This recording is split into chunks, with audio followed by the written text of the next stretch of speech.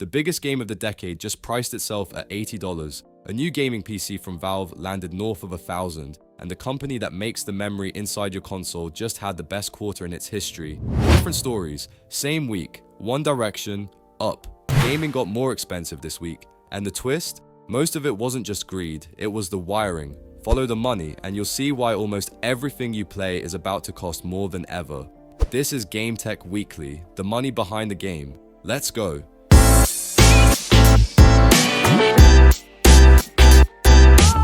Start with the number every gamer felt this week, $80. Grand Theft Auto 6 pre-orders went live June 25th. Standard Edition, $79.99. Ultimate, $99.99. 2 editions, no collectors. It lands November 19th on PlayStation 5 and Xbox. Now, the money. Take-Two says GTA 6 should drive around $8.2 billion in revenue next fiscal year. Analysts expect 15 to 20 million copies on day one alone. For scale, GTA 5 made about $815 million in its first 24 hours at $60 a copy. And that 2-tier price is no accident, it's a menu. The Ultimate Edition exists to make 80 feel like the bargain and to pull the diehards up to 100. Oldest trick in pricing, and it works. Here's why 80 matters. Publishers spent 3 years too scared to be the first to break the $70 ceiling. Rockstar just broke it for them. When the biggest game on earth charges 80 and still sells 20 million on day one, 80 stops being expensive. It becomes normal. Rockstar didn't just set a price, it handed every other publisher permission to raise theirs. But charging more is the easy half. The hard half is what's happening to the people who make these games. Record revenue, record firings. This week, that paradox got a face. Microsoft, which paid roughly $68.7 billion for Activision Blizzard, is shutting down Ninja Theory, the studio behind Hellblade. The team was reportedly told 9 days after revealing a brand new Hellblade game on stage. It's the first studio killed under Xbox's so-called reset, and 2 more, Double Fine and Compulsion, are reportedly fighting to survive. Same week, EA cut another round. The bigger number is grim. More than 3,700 games industry jobs tracked as gone in 2026, and we're barely halfway through.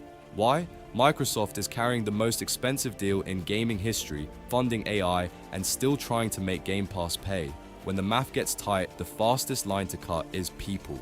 Reset is just the polite word for it. This is what cleaner looks like up close. The money's never been bigger, the teams keep shrinking. A studio can earn a standing ovation 1 week and get switched off the next. Applause and layoff, same building. Heavy open, so let's breathe with the one company printing nothing but good news. While everyone else cuts, Nintendo cruises. Star Fox came back this week, a brand new entry, out June 25th, as the Switch 2 closes in on 20 million sold. 19.86 million as of the end of March, the biggest hardware launch in Nintendo's history, faster than the original Switch, the Wii, all of them.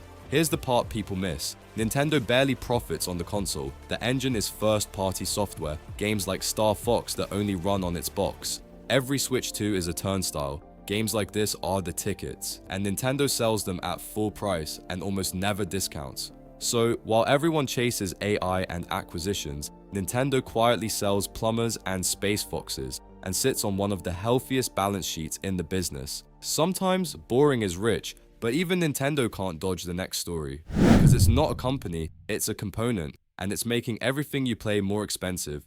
Here's the invisible reason your next console and PC will cost more: memory.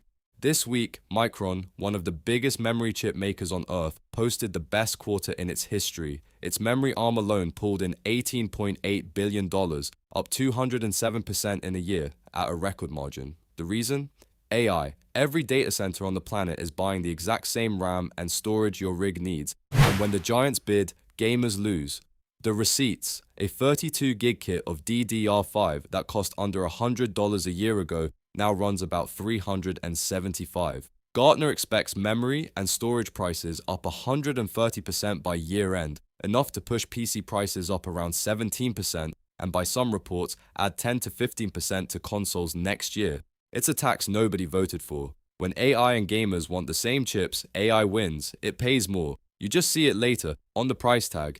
And it's already here. Sony nudged PlayStation Plus up this year. Nintendo's raising online prices in Japan. Same culprit, rising parts and currency costs. The memory tax isn't a forecast, it's already in your subscription. Want it on a single box? Valve handed us the perfect example. A memory tax with a receipt, Valve's new Steam machine, a living room gaming PC out June 30th, $1,049 for the base model, $1,349 for the bigger one, $1,428 with the controller. Here's the kicker. When Valve revealed it in November, it reportedly planned to start near $750. Then, in Valve's own words, memory and storage costs changed rapidly and significantly. That's the shortage we just covered. A $750 machine became a $1,000 machine, and Valve all but printed the reason on the box. $300 extra. Not Valve's greed, a chip shortage half a world away. It's a console-shaped box you can't buy for console money anymore, and it's a warning shot for the next PlayStation and Xbox, built from the very same parts. So games cost more, and the hardware costs more. You'd think the digital, asset-light businesses would be sitting pretty. Tell that to Roblox. One of gaming's biggest platforms is having a brutal year on the market. Roblox is down about 42% in 2026, including a 9% drop in a single day this week. The trigger wasn't a flop or a scandal, it was safety. Roblox rolled out mandatory age checks, verifying how old players actually are. The right move. But it throttled new signups and chat, so the company cut its own bookings growth forecast to 8 to 12%, down from 22 to 26. To be clear, still a giant, over $1.4 billion in revenue last quarter, up 39%, 10 billion hours played a month. But Wall Street doesn't pay for still huge, it pays for growing fast. Roblox did right by its youngest players, and the market sent it the bill. The uncomfortable lesson of the week: sometimes the responsible move is the one that gets punished. Speaking of bills, back to GTA, because the most interesting thing about that $80 game might be what's not in the box. Buy GTA 6 off a shelf this November and you'll get a box with no game in it. Rockstar confirmed the physical edition is just a download code in a case, no disc at launch. The reasons? Stop leaks and ship it cheaper. Look at who that hurts. US physical game sales fell to about $1.5 billion last year, a 30-year low. GameStop sales dropped 14%. And if the biggest game of the decade ditches the disc, every other publisher gets cover to do the same. 2 retailers are reportedly refusing to stock GTA 6 without one, a last stand that tells you which way this is going. Here's my read, and this is opinion, not fact. This is the moment physical games stop being the default. The disc isn't dying because players stopped wanting it. It's dying because printing costs money, and a download is something you can never resell. No disc, no used game market, no lending it to a friend. You don't own a code, you rent it. That thread, control, runs through the whole week, which brings us to the one place gamers actually clawed a little money back. One win for the little guy this week. Sort of. From June 30th, Google has to cap its App Store cut at 20% or less, down from as much as 30%. That's the payoff from Epic's long war with Google, rolling out first in the US, the UK, and Europe. Meanwhile, Apple just asked the Supreme Court to undo its own courtroom losses. That 30%, the so-called app tax, is worth billions across mobile gaming. Every point shaved off moves money from the platform back to the developers who make the games, and in theory, to you. It's the rare story this week where a fee goes down instead of up. Enjoy it, because the rest of the week shows it's the exception, not the rule.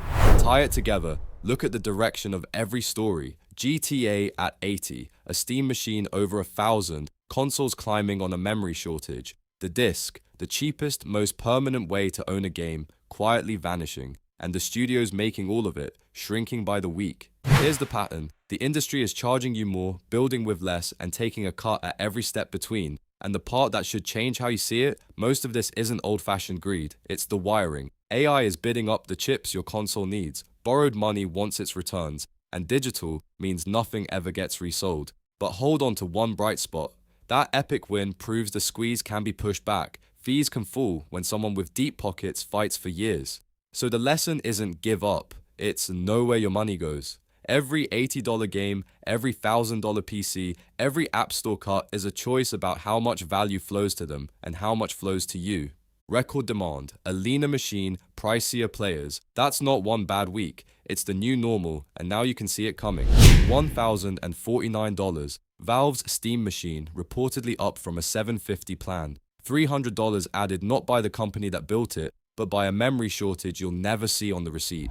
Watch for the first real GTA 6 pre-order numbers and maybe a third trailer. If 15 million people really do line up on day one, $80 won't just be the new price, it'll be the new floor. If this helped you see the money behind the game, subscribe. New episode every Friday. See you next week.